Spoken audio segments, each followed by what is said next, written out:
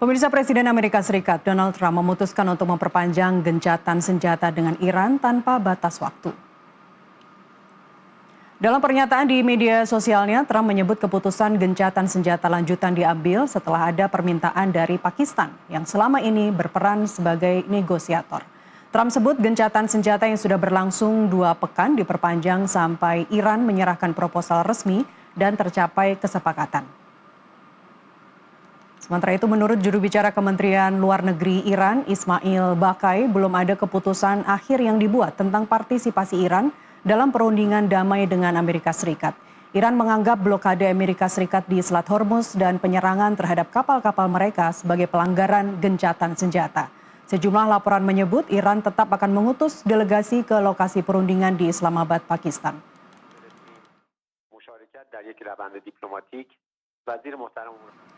Dengan perundingan damai di Islamabad yang masih menggantung dan ancaman siaga tempur dari Komando Pusat Amerika Serikat yang tetap aktif, apakah dunia sedang menyaksikan upaya terakhir diplomasi atau sekadar taktik mengulur waktu sebelum konfrontasi besar pecah? Kita bahas bersama para narasumber sore ini melalui Zoom. Kita sudah tersambung dengan Din Atase Pertahanan Indonesia di Iran periode 2009-2012, Mayor Jenderal TNI Purnawirawan Profesor Budi Pramono, dan dari Bandung, Jawa Barat, kita juga sudah tersambung dengan ahli hubungan internasional dari Universitas Katolik Parahyangan, Julius Purwadi Hermawan. Selamat sore Pak Julius dan Prof Budi, apakah sudah bergabung? Selamat sore Mbak Lastiti. Baik, kita sambil menunggu Prof Budi bergabung, Pak Julius, ini sepertinya sudah sudah diprediksi oleh para pihak, oleh para analis bahwa gencatan senjata dengan Iran yang akhirnya diputuskan tanpa batas waktu oleh Amerika Serikat terjadi. Jadi masih tetap alot. Komentar Anda? Iya, masih tetap alot, betul. Masih tidak jelas, betul. Dan ini sangat mengkhawatirkan kita semua ya. Sementara dampaknya buruk, tetapi belum ada sinyal positif sama sekali bahwa akan ada akhir perang. Ini gencatan senjata yang diumumkan Amerika Serikat kan diklaim oleh Iran hanya mengulur waktu gitu ya. Ya itu saya kira sangat jelas ya Mbak Nastiti. Oke, jadi Anda setuju bahwa ini adalah strategi Iran untuk mengulur waktu atau menyelamatkan muka sendiri sebenarnya? Tidak lah ya, tidak gitu. Untuk Iran keputusan mulai berunding mengirimkan delegasinya ke Islamabad itu bersifat strategis ya. Dan dia belajar banyak dari sejak serangan pertama di tanggal 28 Februari. Dan kita masih ingat, Iran kan ditipu ya waktu itu ya. Harusnya ada negosiasi lagi di hari Senin, karena hari Jumat itu ada sinyal baik ya untuk perkembangan negosiasi. Waktu itu masih dimediasi oleh Oman. Tapi nyatanya kan diserang oleh Amerika Serikat dari Sabtunya gitu. Seharinya Seninnya ada negosiasi. Itu kan peristiwa penipuan yang pertama. Nah, kelihatannya dia belajar betul ya ke waktu dari ronde pertama atau putaran pertama gitu ya. Kelihatan bahwa Amerika Serikat itu ingin memaksakan keinginannya gitu ya, bahwa semua usulan Amerika Serikat harus terima oleh Iran. Dan posisinya situasi pada waktu itu kan one-sided negotiation ya, negosiasi satu arah. Itu kan yang sudah diklaim oleh Iran. Jadi kali ini di putaran kedua Iran betul-betul berunding. Jangan sampai dia masuk ke sebuah jebakan skenario yang sedang dibangun oleh Amerika Serikat. Gitu. Yang ujung-ujungnya khawatirnya Amerika Serikat sebenarnya sedang mencari alasan-alasan lain ya. Misalnya untuk melakukan penyerangan itu barangkali dan saya yakin Iran sangat berhitung sekali. Jadi untuk Iran bukan mengulur waktu gitu. Untuk Iran ini perhitungan strategis. Apakah mau bernegosiasi di Islamabad atau tidak. Dan syaratnya kan jelas ya. Blokade Selat Hormuz oleh Amerika Serikat itu syarat yang saya kira sangat cerdas ya, saya melihatnya gitu. Dan Presiden Trump kan sudah menolak dan kita tahu kenapa menolak. Saya kira sangat jelas karena Amerika Serikat sudah siap nih untuk melakukan penyerangannya. Kalau Iran, menurut Anda tadi Iran tidak mengulur waktu, apakah yang mengulur waktu itu sebenarnya dari pihak Amerika Serikat, Pak Julius? Ya, kalau kita lihat itu Amerika Serikat gitu, masih mencari alasan sebetulnya kalau saya lihat ya gitu untuk melakukan sebuah aksi yang lebih besar yang kita masih baca-baca gitu. Dan aksi tersebut yang saya khawatirkan adalah serangan. pasukannya kan udah siap nih, kapal perangnya ada 12 sampai 15 gitu, dengan 2 carrier ditambah satu lagi 10.000 personil gitu lah, dukungan teknologi gitu ya. Lalu bayangin tiba-tiba disuruh keluar, suruh menarik gitu ya. Artinya kan, nah ini ujian betul ya, ujian betul apakah betul Amerika Serikat berniat berunding atau enggak gitu. Dan saya kira dalam hal ini saya harus mengapresiasi Iran cukup cerdas ya. Oke. Tidak ada perundingan kalau Amerika Serikat tidak menarik blokadenya, tidak membuka blokadenya. Ya, dan itu yang dinyatakan oleh Ketua Parlemen Iran juga bahwa ini bukan Iran, Amerika Serikat memang tidak pernah mau dengan legowo membuka negosiasi, membuka kesepakatan untuk berdamai begitu ya. Prof. Budi Pramono sudah bergabung. Selamat sore, Prof. Prof. Budi? Prof. Budi bisa mendengar? Oke, sambil kita perbaiki Putus-putus suaranya, Mbak. Putus-putus, oke. Prof, Suaranya Mbak putus-putus. Baik, Suara sambil saya bagaimana? suara Prof jelas sekali, sambil kita perbaiki audionya. Prof Budi, kalau tadi Pak Julius mengatakan apa yang disampaikan Amerika Serikat bahwa gencatan senjata saat ini diperpanjang tanpa batas waktu adalah merupakan buying time saja bagi Amerika Serikat. Tapi apakah Anda juga menangkap sinyal bahwa ini sebenarnya hanya upaya Trump saja untuk menyelamatkan muka, untuk mundur tapi dengan dignity tetap? Iya, Mbak. Boleh saya bicara? Boleh, silakan Prof Budi. Jadi begini, Mbak, tadi saya sangat tertarik dengan apa yang Mbak sampaikan bahwa mundur with dignity. Jadi selalu saya sampaikan bahwa inilah exit remnya Trump.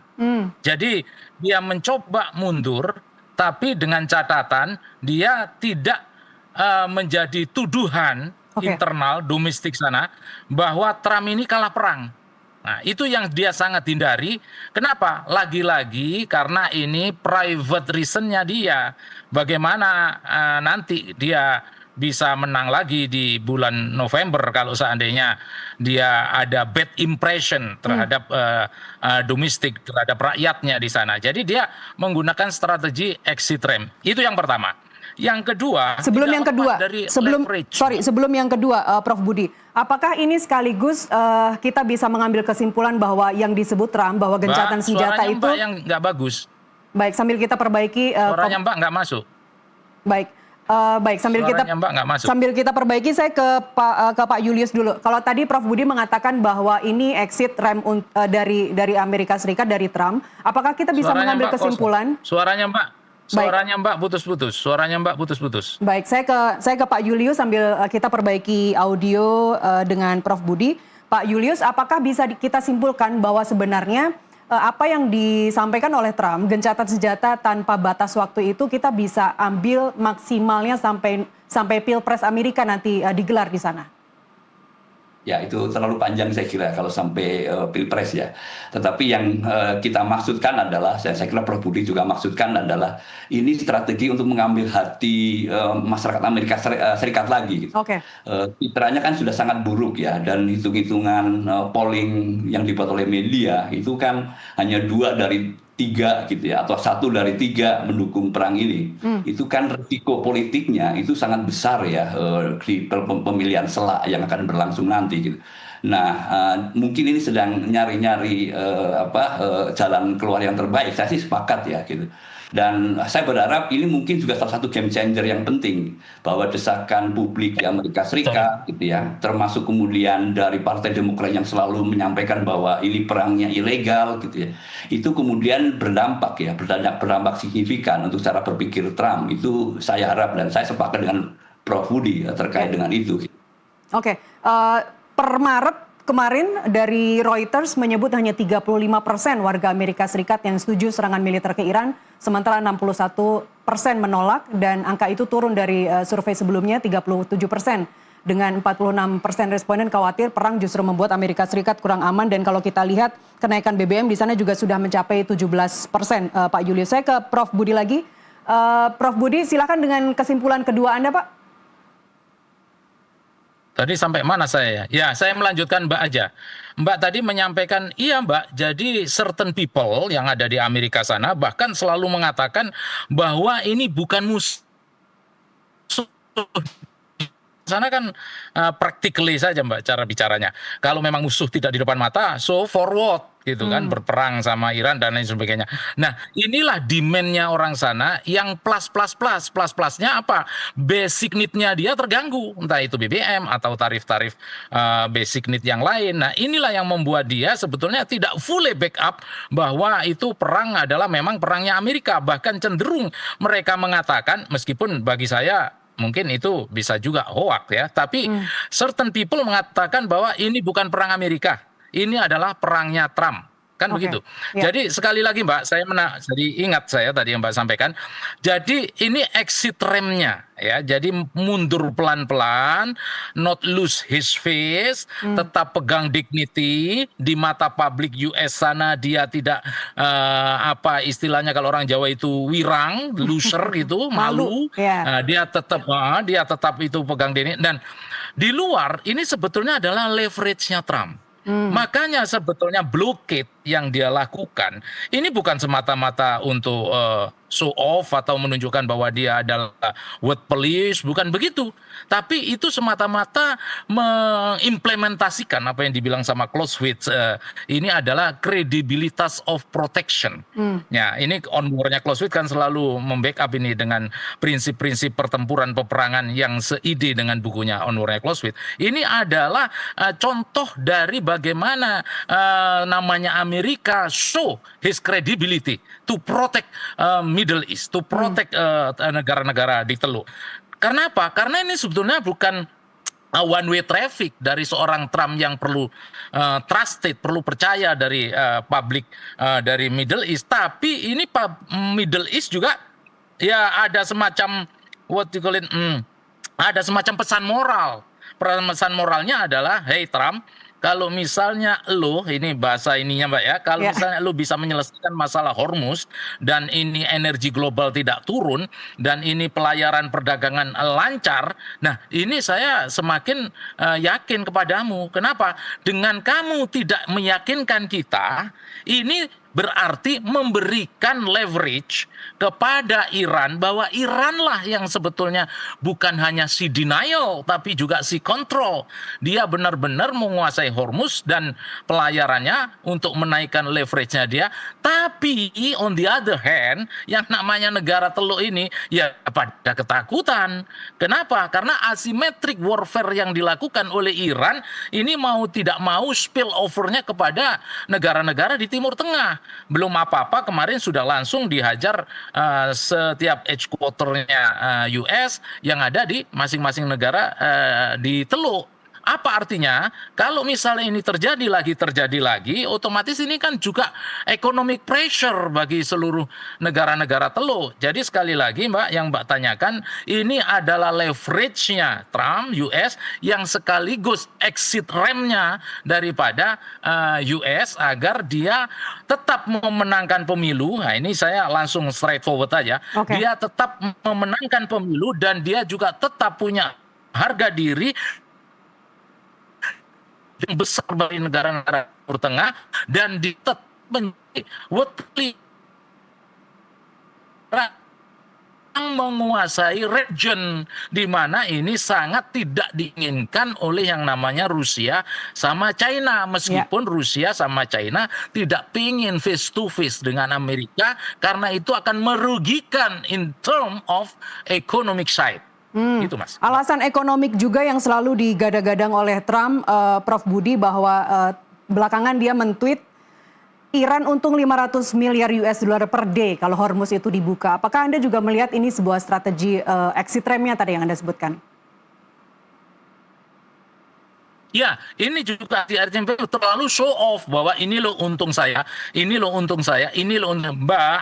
In term of warfare, ya, conducting a war, ini tidak ada Mbak istilahnya di satu sisi dia hanya merugi saja, sisi yang lain untung saja dan itu seterusnya. No way. Jadi each of them masing-masing dia pasti ada mengalami kerugian. Satu lagi terus mengalami yang lainnya adalah keuntungan. Itu balance Mbak, dua-duanya, both of Iran and Amerika in this case. Itu menurut saya. Baik, Prof. Budi dan Pak Julius, kita lanjutkan dialog di segmen berikutnya usai azan maghrib. Pemirsa tetaplah bersama kami.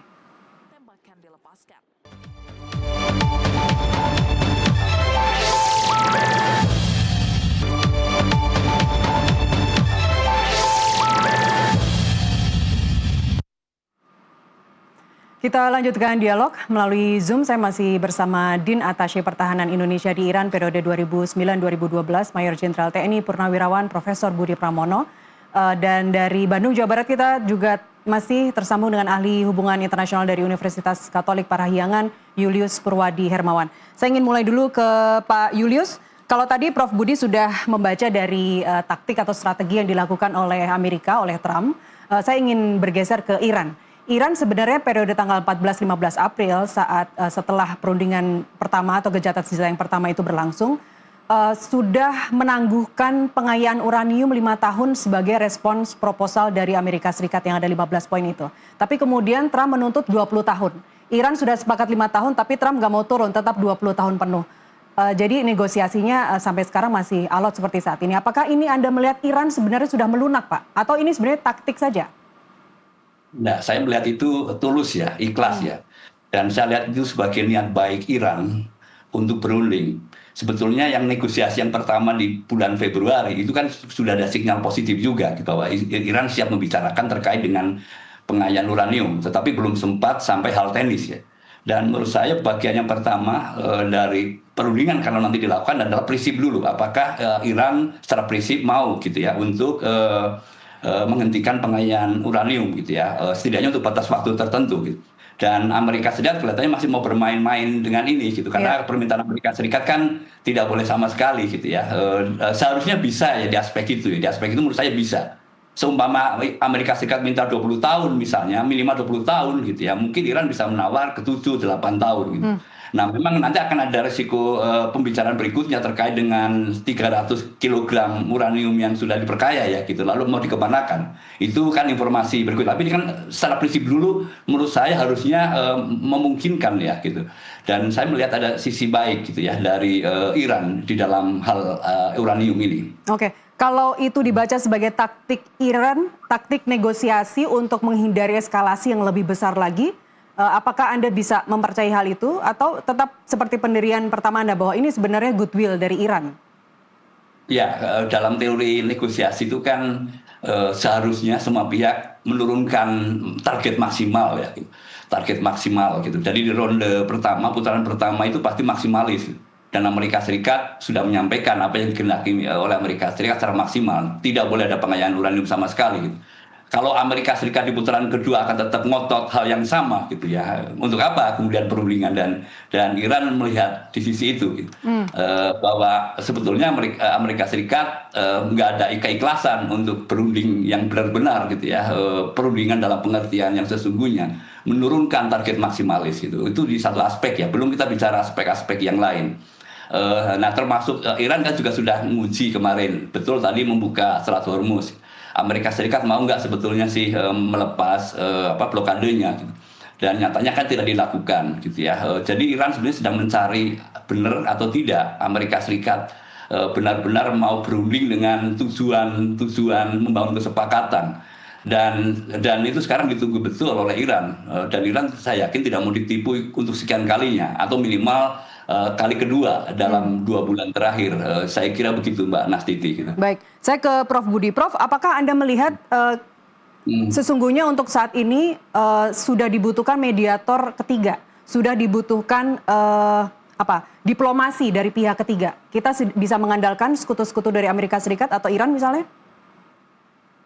Begini Mbak, saya mencoba mendahului menjawab ini dengan yang tadi kenapa Iran tidak mau melunak. Nah, ini kan kita ngelihat saja Mbak, lesson learned.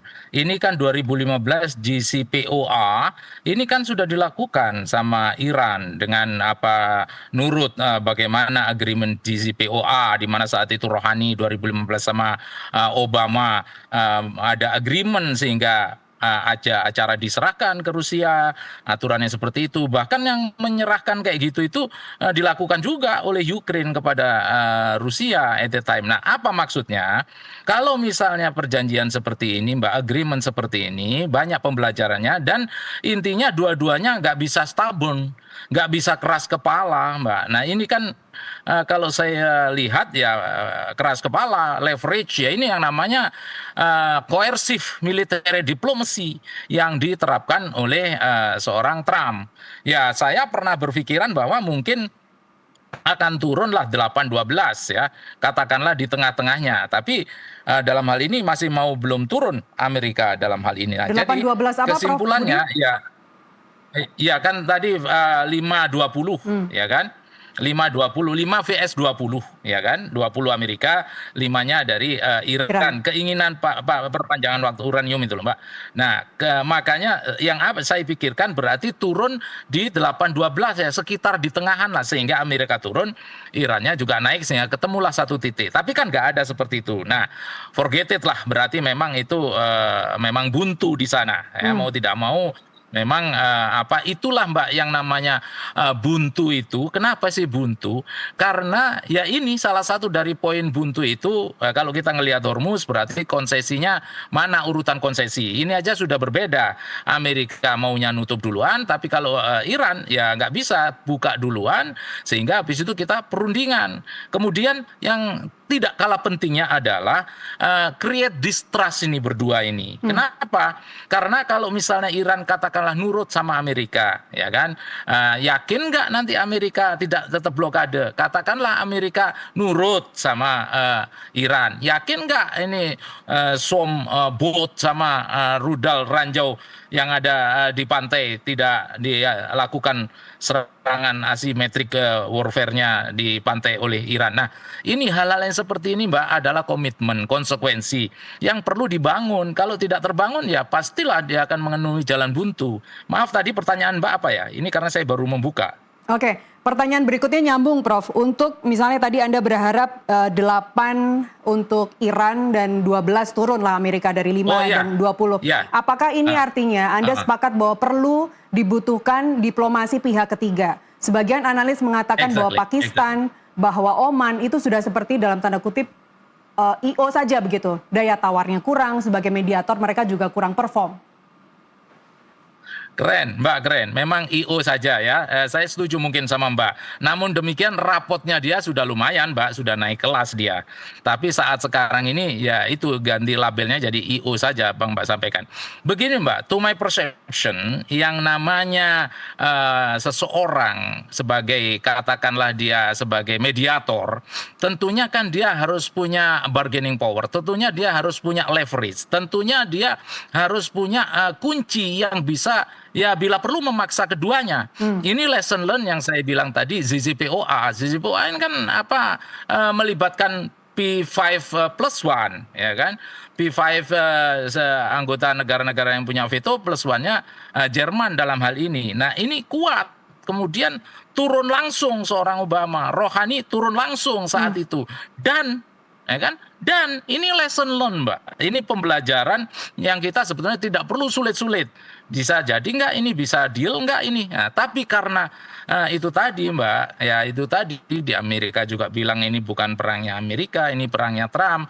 Even though I'm not so sure ya kalimat ini entah ini hoax atau apa. Tapi intinya bahwa ini semua hanya benar-benar dua-duanya stubborn. Yang satunya sudah mencoba untuk mencari jalan tengah, tidak stubborn, yang satunya tetap stubborn, ya mau exit rem Mbak, tapi tetap exit rem yang with dignity gitu loh, jadi nggak lose his face, karena back mind-nya ya November itu, makanya masih seperti ini. Oke, jadi menurut Anda Prof Budi, siapa mediator yang bisa memiliki kekuatan koersif untuk menjadi mediator?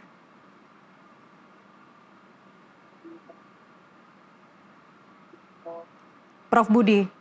Halo. Ya, Prof Budi, jika Anda tadi sepakat bahwa putus-putus.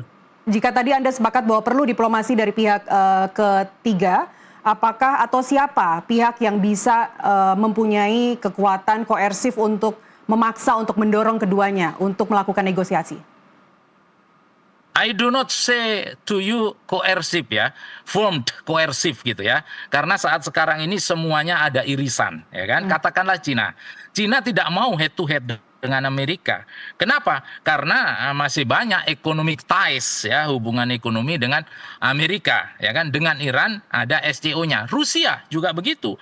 Economic ties juga dengan Amerika. Dia juga tidak mau head to head dengan Amerika, dan juga akhir-akhir ini malah Rusia dikasih agar kiblat minyaknya Iran sudah beli saja di Rusia. Ini kan sesuatu itu menguntungkan bagi reward. Rusia. Nah, Ya, menguntungkan sekali dengan Rusia. Makanya saya tidak sampaikan sama Mbak bahwa benar-benar firm, dia punya leverage firm. Kenapa? Karena semuanya mempunyai intersection, semuanya mempunyai irisan, semuanya punya titik kepentingan, whether militarily, whether economically. Nah, selalu saya sampaikan bahwa namanya Rusia tidak punya military binding defense agreement yang kayak model persatuan-persatuan fakta pertahanan yang lain. Begitu juga Cina. Jadi, to my perception, if you are asking about siapa kira-kira negara yang pas di sini, ya at least ya kalau kita misalnya lesson dari sisi POE, ya dia di sana ada P5 plus one. Nah, at that time. Nah, saat sekarang ini ya at least saya bilang at least ya Russian sama China ya dilibatkan. Dilibatkan. Kenapa? Kalau misalnya Amerika let's say coercive diplomacy military diplomasi dia terapkan juga ke Rusia dan juga ke China karena menjadi mediator. I don't think so. Beda from the perspective of America to Iran compare with the perspective of America to Russian and China. Beda. Completely different. Make sense Pak Prof Budi, bahwa semua negara masing-masing punya irisan dan punya kepentingan karena keuntungan ekonomi terlibat di sini. Saya ke Pak Julius. Jika yang paling diuntungkan dalam hal ini Rusia, karena Amerika Serikat dengan adanya konflik yang semakin memanas di Timur Tengah ini mengarahkan sahabatnya Kanada misalnya, atau bahkan Indonesia sendiri sudah mulai melirik minyak atau energi dari Rusia begitu, dia menjadi satu negara yang paling diuntungkan saat ini dengan kondisi memanasnya Timur Tengah. Tapi pertanyaan berikutnya adalah siapa jika perlu diplomasi pihak ketiga? Siapa yang bisa berperan sebagai mediator yang tidak hanya sebagai mohon maaf, IO saja begitu? Ya, betul ya. Saya kira harus ada pihak ketiga. Dan pihak ketiga pertama tugasnya adalah memberitahu Iran bahwa perundingan itu harus dijalankan dengan berbagai macam risiko gitu ya, termasuk risiko gagal. Supaya apa? Supaya tidak ada kesan bahwa Iran itu negara yang anti diplomasi, anti negosiasi.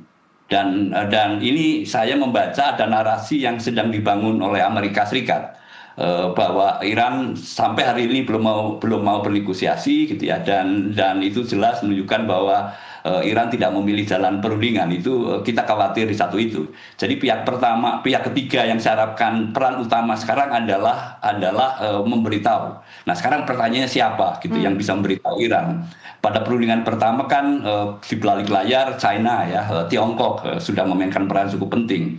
Dan pihak ketiga ini juga berfungsi sebagai penjamin dalam pengertian ya hadirlah gitu ya, nanti kesepakatan itu akan dikawal oleh China gitu.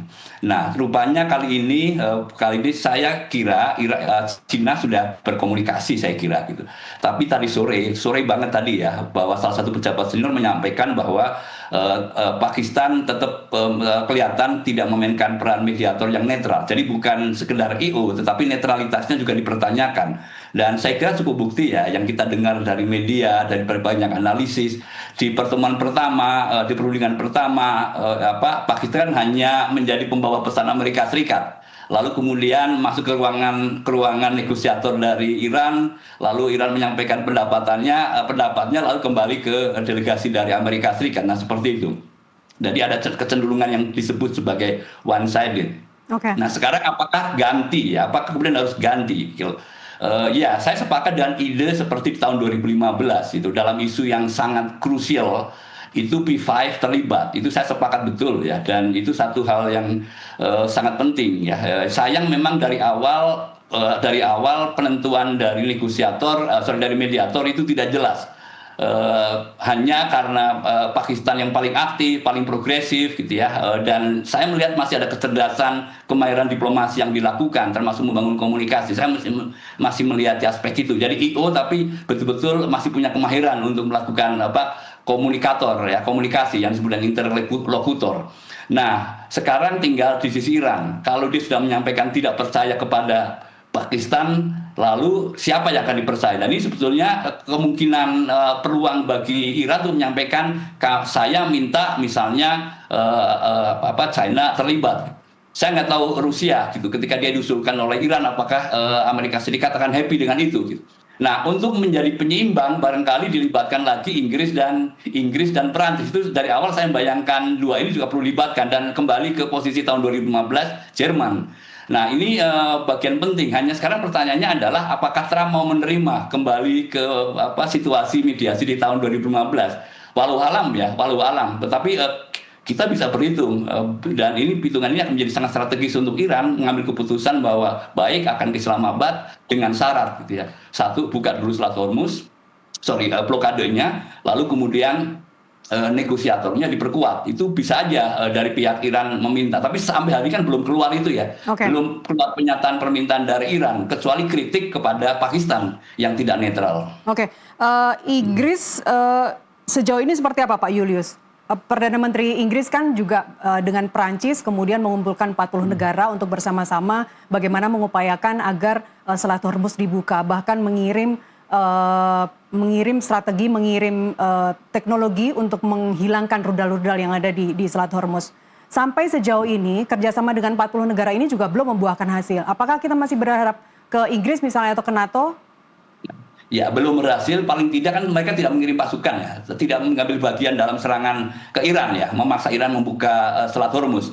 Itu kan paling tidak ya gitu. Dan artinya mereka mengedepankan cara diplomasi itu jauh lebih penting daripada sekedar mengirim minesweeper ya. Itu kan harapan Donald Trump ya ke Inggris. Tolong teknologi yang canggih terkait dengan ranjau laut ya, minesweeper tadi dikirimkan ke Timur Tengah, ke Selat Hormuz, dan Inggris kan sudah menolak itu, sudah menolak untuk terlibat dalam aksi-aksi yang terkait dengan serangan kepada Iran gitu ya. Tetapi kalau ditanya memang belum ada diskusi sama sekali tentang tawaran peran Inggris sebagai mediator, termasuk Perancis sebagai mediator.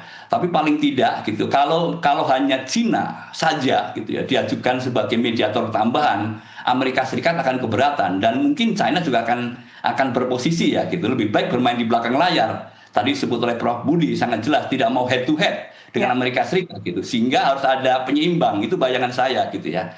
Bayangan saya gitu. Baik, saya ke Prof Budi. Prof Budi, apa dampak secara global begitu ya kalau kita sebut second order jika Trump menerapkan ancaman militer penuh? Kan selalu bolak-balik dia mau mengancam, dia mau invasi darat. Ground invasion, seberapa besar Anda melihat Amerika Serikat akan melakukan itu?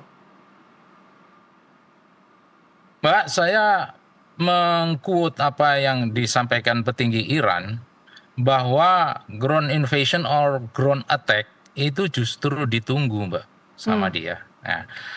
Nah ini yang Mbak sampaikan ini sebetulnya dua-duanya menghindari itu Mbak, karena war of attrition ini sangat mahal.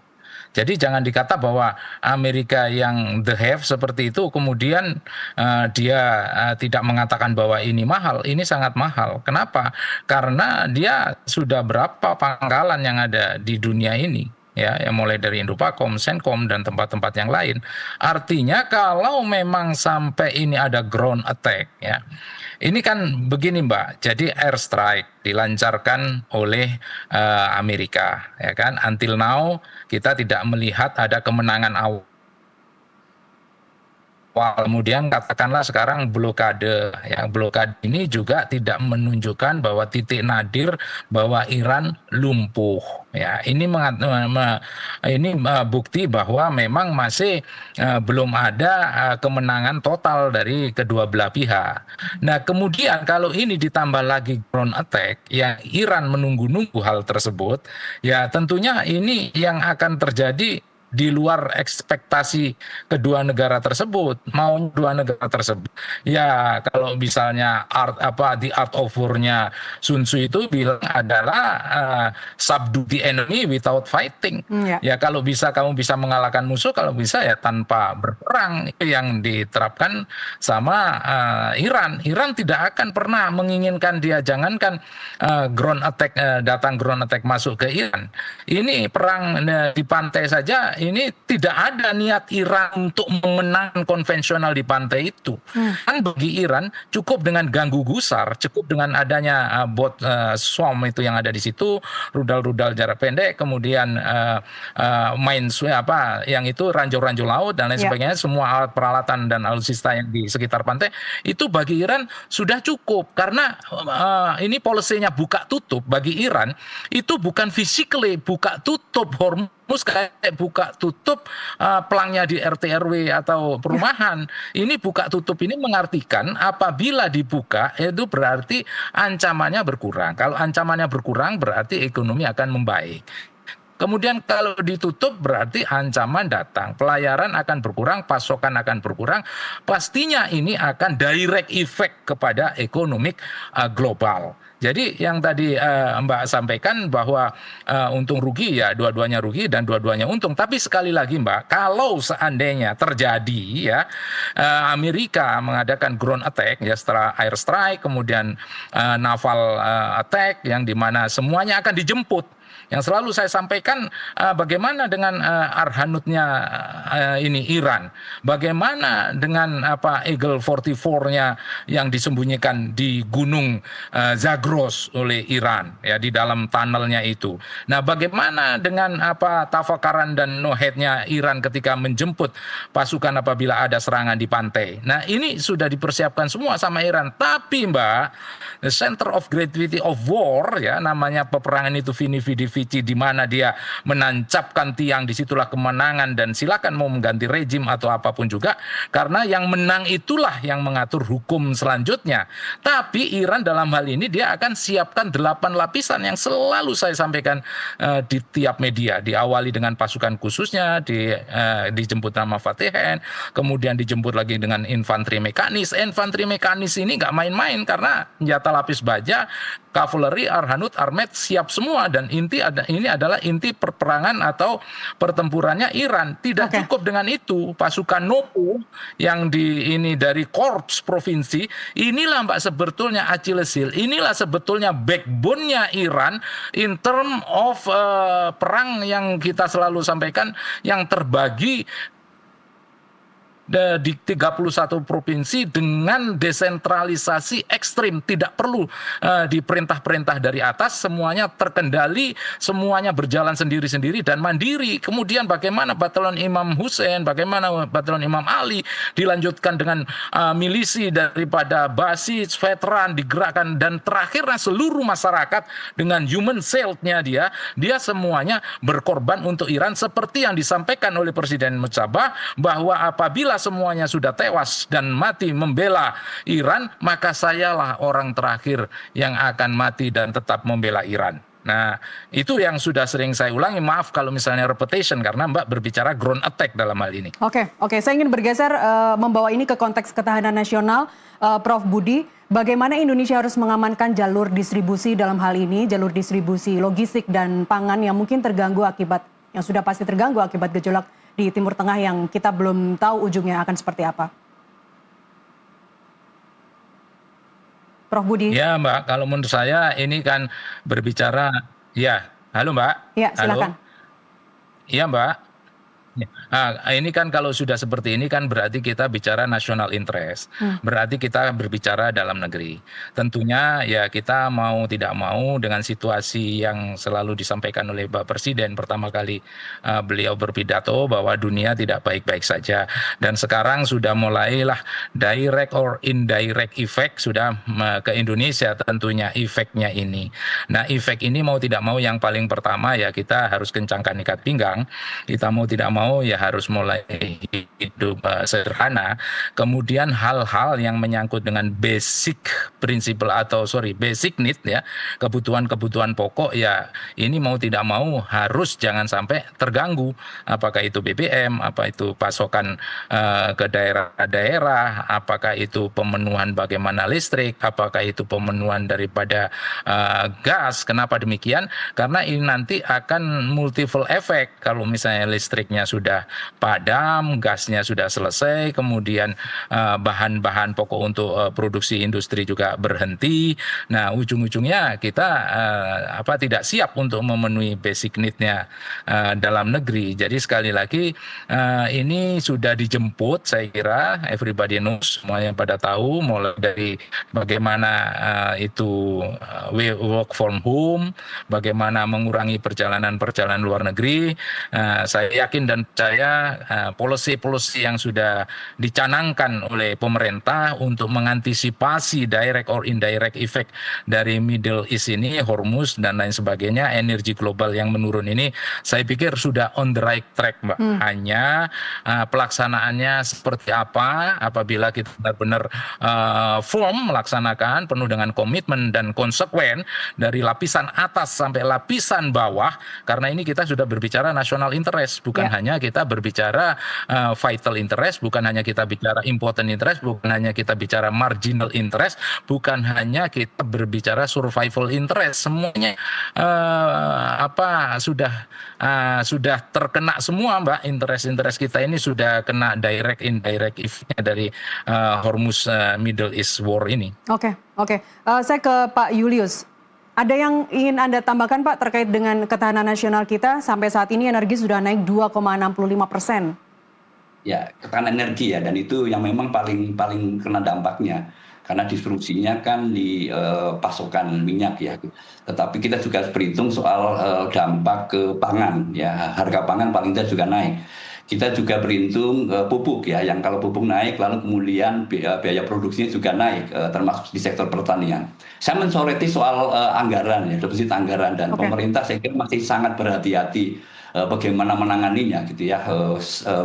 Kemarin keputusannya kan menaikkan harga BBM yang non subsidi ya, dan naiknya sangat besar sekali, sangat tinggi sekali. Dari antara 6.000 sampai 10.000 ya, Pertamina Black saya kira yang sampai 10.000 gitu. Dan orang sekarang berhitung sebentar lagi pertama. Tapi ini saya kira saya harus apresiasi ya, strategi pelan-pelan ya, bertahap gitu ya. Karena tidak sanggup untuk mensubsidi yang non subsidi gitu ya, lalu kemudian dinaikkan. Dan kita paham betul ya, resiko setiap kenaikan $1 per barrel kan hitungannya antara 3 sampai 6,8 triliun ya, Mbak Nasisti ya. Dan itu artinya perlu menambal sulam ini gitu ya. Dari mana menambal sekian banyak, sekian triliun akibat dari kenaikan harga per barelnya. Kita juga ngomong soal moneter. Nilai tukar kita kan hari ini sekitar 17.100-an gitu ya, dan dikhawatirkan kalau nanti harga minyak mentah sampai 115 per barel itu keuangan kita akan sampai 17.500 dan ini kan akan membengkak sangat tinggi, termasuk untuk beban fiskal kita lagi gitu ya. Bagaimana caranya? Pasti akan melepas ke pertama, dan ujung-ujungnya nanti mungkin Pertalite yang akan dinaikkan, dan kita bisa berhitung berapa besar tingginya. Tapi bersyukur ya, masyarakat itu masih tenang, masih menerima ya gitu. Dan karena mereka yang konsumsi bensin non subsidi kan menengah ke atas kira-kira ya, jadi mungkin bisa bersikap rasional ya. Nah ini harus berhati-hati ketika kemudian BBM yang subsidi yang dinaikkan. Nah mungkin perlu dikembangkan dengan bantuan langsung tunai, bagaimana caranya bisa dikucurkan lagi untuk meredam gejolak sosial yang bisa muncul akibat kenaikan BBM, kenaikan harga pangan, lalu kemudian inflasi dan bahaya-bahaya yang di depan mata gitu. Itu bagian yang penting saya kira yang perlu dilakukan oleh pemerintah. Oke, kalau itu dari strategi fiskal, apakah Anda juga melihat perlu dilakukan strategi revisi di bidang pertahanan negara, disesuaikan dengan perluasan dimensi keamanan global yang saat ini sedang sangat tidak menentu, sangat tidak baik-baik saja? Ya, pertama efisiensi ya, disebut Profesor Budi tadi dengan pengetatan ya, ikat pinggang diketatkan. Lalu kemudian yang dilakukan juga kan relokasi ya, realokasi anggaran gitu. Yang sekarang sudah dilakukan kan untuk proyek-proyek yang bukan prioritas, ditahan dulu. Dan itu sudah banyak juga proyek-proyek yang prioritas ya, yang di hold dulu gitu sampai situasi membaik. Dan biaya untuk proyek-proyek non prioritas tadi bisa dialihkan untuk ngedukung subsidi BBM yang sekarang ditanggung oleh pemerintah gitu. Nah, saya tidak tahu apakah harus berimplikasi ke anggaran pertahanan. Ini Prof Budi saya kira yang tahu persis ya. Saya nggak tahu berapa besar juga anggaran pertahanan kita gitu ya. Yang pasti akan dicari anggaran yang sangat tinggi gitu ya, dan itu bisa ditunda implementasi. Oke, Itu Prof. Ya, Prof. Budi tadi juga sudah mengatakan bahwa interest kita sudah kena semua begitu ya, kepentingan-kepentingan semua sudah kena semua di dalam negeri. Terakhir, Prof. Budi ada ingin Anda tambahkan, apakah kita perlu juga melakukan revisi strategi pertahanan? Prof. Budi? Mbak, halo, suara saya masih bisa Ya, diterima? silakan Prof. Ya, masalah revisi dan tidak revisi, saya pikir ini harus benar-benar dirumuskan yang benar-benar in detail, Mbak. Tapi kalau saya melihat dari perspektif dari spillover-nya yang ada situasi global saat sekarang ini, maka to my perception adalah tidak ada sih, Mbak, di depan mata kita bahwa adanya conventional warfare saat ini sampai sekarang ini belum ada. Namun demikian, kalau kita untuk mengantisipasi perlu, Mbak, kita kan punya maritime domain awareness. Maritime domain awareness ini jangan sampai kita tidak punya daya antisipasi bagaimana pelabuhan-pelabuhan kita, bagaimana dengan choke point yang ada di Selat Malaka. Kalau tadinya Selat Malaka ini hanya berupa FGD saja, nah sekarang harus sudah scrutinize in detail, harus secara detail bagaimana tiga negara Indonesia, Singapura dan Malaysia ini mengelola ini. Bagaimana kalau seandainya terjadi penetrasi di sana, bagaimana alki-alki kita ini. Nah, ini yang harus sekarang udah diaktifkan lagi military defense awareness ini, military domain awareness ini. Tidak kalah pentingnya dengan spillover yang tadi masalah di Timur Tengah, tentunya ya kita harus sudah mulai mengantisipasi beberapa orang yang terjadi atau akibat dari perang itu kemudian perlu kita amankan atau perlu kita tolong. Hal ini juga merupakan domain kita untuk melihat ke sana. Jangan kita terlalu berdiam diri. Kemudian yang tidak kalah pentingnya, kalau bisa saya sampaikan, ini adalah lapis ketiga adalah sudah dibentuk sebetulnya mulai dari keamanan cyber. Kenapa ini penting, Mbak? Karena cyber ini kan sudah multi efek. Bagaimana ke arah keuangan, bagaimana ke arah ekonomi, bagaimana ke arah fiskal, bagaimana ke arah dari untuk pertahanan kita sendiri. Nah, tentunya cyber ini harus sudah kita antisipasi dari awal, Mbak. Kalau menurut saya itu. Dan yang tidak kalah pentingnya ya interoperability. Nah, interoperability ini kan sering kita dengar ini bagaimana yang namanya pentahelix, mulai dari government, mulai dari academician, ya, mulai dari para businessmen, kemudian community yang ada, dan juga yang tidak kalah pentingnya adalah media. Tentunya ini harus sudah mulai kita cek kembali, harus sudah mulai kita artinya hidupkan kembali. Jadi interoperability antara militer dan sipil. Saya kira 4 lapisan ini, Mbak, kalau ini kita benar-benar kerjakan di lapangan, saya yakin dan percaya kita tetap survive, Mbak. Itu menurut saya, Mbak. Termasuk untuk menghadapi kemungkinan berbagai ancaman asimetris yang bisa muncul dan mempengaruhi jalur perdagangan kita di Selat Malaka ya, Prof? Betul, exactly. Exactly. Tadi udah saya mention from the beginning. Baik. Prof. Budi Pramono, terima kasih telah bergabung di NTV Prime, dan Pak Julius Perwadi Hermawan, terima kasih atas diskusinya sore ini. Sehat-sehat selalu. Terima kasih, Mbak. Terima kasih. Pemirsa, gencatan senjata mungkin memberi napas lega sesaat, namun potensi kegagalan perundingan tetap menjadi alarm bagi stabilitas global. Bagi Indonesia, menjaga navigasi di antara dua kepentingan ini bukan sekadar soal diplomasi, tapi soal ketahanan nasional. NTV Prime akan kembali dengan berita lainnya usai jeda. Tetaplah bersama kami.